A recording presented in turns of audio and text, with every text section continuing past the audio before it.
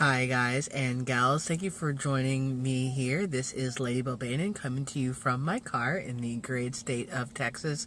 I know it's been a while since I've last made a video. I won't lie to you guys, I just haven't really invested the time in making new videos. I am still working on the third video to my Divorcing a Narcissist series, so sorry it's taken me so long. I've had to attend to some stuff in regards to the children and to my own health. So the video making has gone on the back burner, but I want to return today with some realness for you. A lot of the videos out there on YouTube that deal with narcissistic abuse and healing and everything, a lot of them give great tips on how to move forward.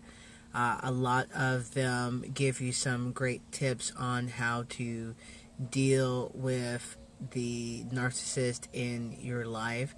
However, those videos, well, not those particular videos, but some of the videos out there, they just don't do justice to the experience of a person who is presently coming out of narcissistic abuse. A lot of people will tell you how it was for them, and that's all fine and good. However, a lot of the time I get the sense that those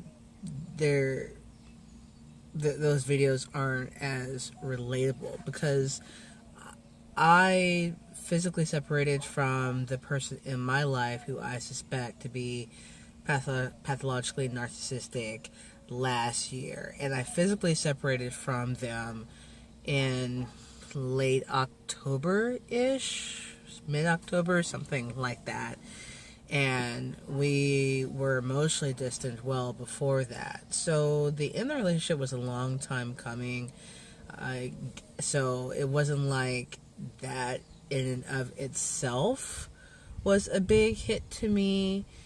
But the actual separation and the drop of the mask and all of the subsequent abuse was rather alarming to me. By the time that the ex-husband approached me for a divorce last year, I had started to gain a little more knowledge about what pathological narcissism was, but I didn't fully understand it, and looking back, I really wasn't ready to accept it. Even now, I question myself about my role in things, wondering, well, if I hadn't done this, if I hadn't said that, would it have come out any different? Who's to say, right? I am not qualified to diagnose anybody. I'm not a psychologist. I'm not a psychiatrist. I don't deal with DSM-5, on the day-to-day. So I don't feel it's my place to diagnose anybody, and I don't want to necessarily put labels on people that don't deserve them. However, when I look back on my life with this person, the ex-husband, a lot of the boxes are ticked for pathological narcissism. And even now, I'm dealing with the frustration of interacting with this person. Things have calmed down. Things are peaceful for right now, but I never fully feel at peace. I always feel like the other shoe is going to drop, and I still feel a lot of anxiety before I have to reach out to this person for something important regarding the children, or if I have to deal with the exchange. It still makes me a little bit nervous to have to physically be in the presence of this person, knowing all the things that they put me through, especially during the separation and divorce last year. It's just crazy to think that, not even a year ago we were at each other's throats and we were mortal enemies. I mean, I think personally we're still mortal enemies. It's just the mask is on, and for some reason I guess he feels like taking on the role of showing grace to his ex-wife. Really, he owes me a lot more than grace, but we won't get into that. So, yeah. So, some of the things that I'm dealing with right now is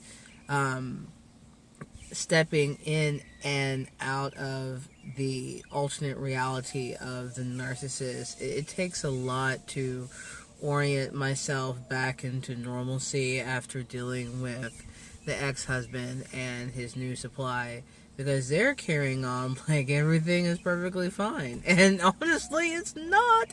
There are so many things that are unresolved. Now, I don't spend as much time going through videos of narcissistic abuse and staying in the forums, because I'm finding that, being in the forums in particular sort of like re-traumatizes me as I recollect everything, and certain things come into clearer focus. So I take a break, well, I take quite a long break occasionally, and now I've been getting back in some of the programming I was watching and enjoying prior to everything just blowing up in my face. So I started watching WWE, Raw, and SmackDown more. I've started watching more of the programming on Hulu and Netflix, including some of the original stuff that's produced for those streaming services. I started listening to music a lot more and putting on music in the morning for my children and putting it on in the evening, just to change up the atmosphere, because for so long I've been really tense and I'm really trying not to have flare-ups. You can see these little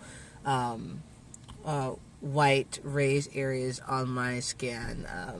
That is the result of what I suspect to be psoriasis. I have gone to a nurse practitioner, and I've talked to my regular doctor, and they both said that they felt like it was psoriasis. So now I just have to go to a dermatologist, and that's part of why I've spent so much time away from YouTube, because I've been trying to deal with my health and just find some solutions to clearing up my skin and keeping it clear, or as clear as possible, because the white stuff looks really yucky to people, and I'm already self-conscious. So yeah, I've been having to focus on me a lot more, but doing that has allowed me to sorry, I heard someone close their vehicle door.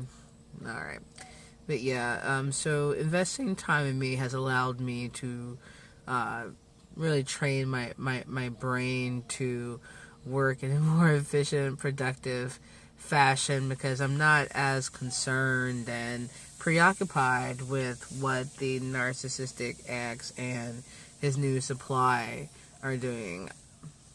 And I've regained a lot more passion for music. I wasn't listening to what I normally listen to as much, but I started listening to more electronic dance music. Not that I haven't been consuming a lot, because that's primarily what I listen to, but I really wasn't delving into different channels of electronic dance music like I had been, and I'm starting to do that. I'm starting to find a lot of new artists and liking pages on Facebook, get on email lists, stuff like that. I've been going out to events and reintegrating myself into my music family here in Houston. So yeah, things have been okay. I just have problems with living in the moment and reframing my perspective, because I don't want to stay in the victim mentality. I do revert to thinking about what was done to me, what is being done to me, and how I'm having to claw up, out of the muck. But I'm gonna get there. You'll get there too. I'm just a person who is doing the best that she can, and that's all that you guys and gals can do. Don't beat yourself up if you're not as healed as the people that you see on certain YouTube channels, or you're not as healed, or as or have progressed as much as people on Facebook groups have claimed to be. I will say that it's a hard journey, but it's a necessary journey of self-reflection and growth. So with that said, I'm going to end this video. If you like this video, hit the like button, subscribe to keep up my videos. Oh! Neighbor's making some noise there, fixing his vehicle anyway. Oh, and hit the bell if you want to get notified of new videos. Thanks for joining me, and have a wonderful day.